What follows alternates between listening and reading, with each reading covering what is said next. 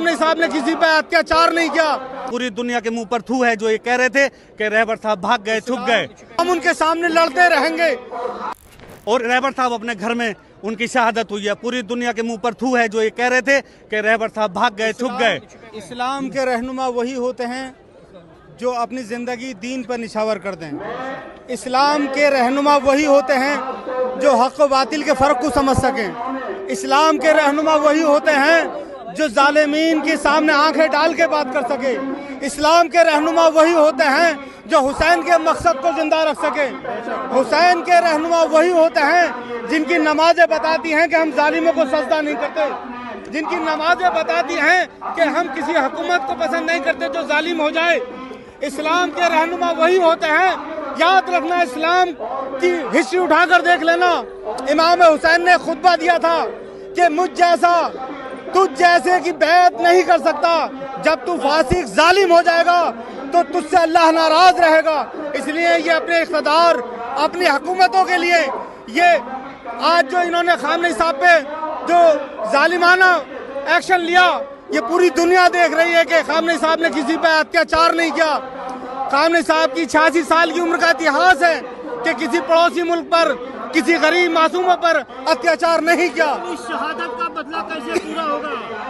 मैं आपके माध्यम से कहना चाहूँगा कि हमारा मकसद हुसैनियों का हमेशा ये रहा है कि हम जब भी जितनी ताकत खुदा ने हमें बख्शी है, हम उनके सामने लड़ते रहेंगे।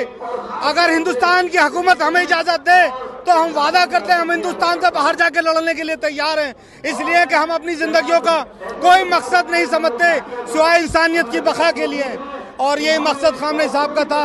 हम रहे ना रहे, इंसानियत का पैगाम जिंदा रहे। आज पूरी दुनिया देख रही है तमाम चैनलों के माध्यम से कि एक एक करके जो अमरीकी पॉलिसियों को एक्सेप्ट नहीं कर रहा, वो उनको तबाह और बर्बाद करने की कोशिश कर रहे हैं, क्योंकि वो अपना मकसद चाहते हैं। और इस्लाम हुक्म देता है कि अपनी ज़िंदगी अपने उसूल और इंसानियत के साथ जियो। यही खामनेई साहब की ज़िंदगी थी। आप पूरी इस्लाम की हिस्ट्री पर नज़र डालिए, खामनेई साहब का कोई बयान ऐसा नहीं होगा जो किसी मुल्क के लिए तकलीफ दे बना हो, किसी मुल्क के लिए मुसीबत बना हो, किसी मुल्क को लड़ाने की कोशिश की गई हो।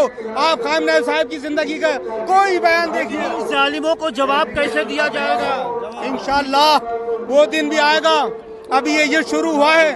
हमारा मकसद और हमारी दुआएं ईरानी लोगों के साथ हैं और खुदा ईरान के साथ है।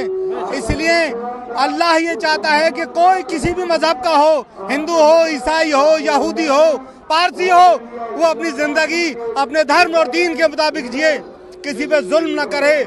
और याद रखना, हुकूमत किसी भी फिरके का चला सकता, किसी मजहब का चला सकता।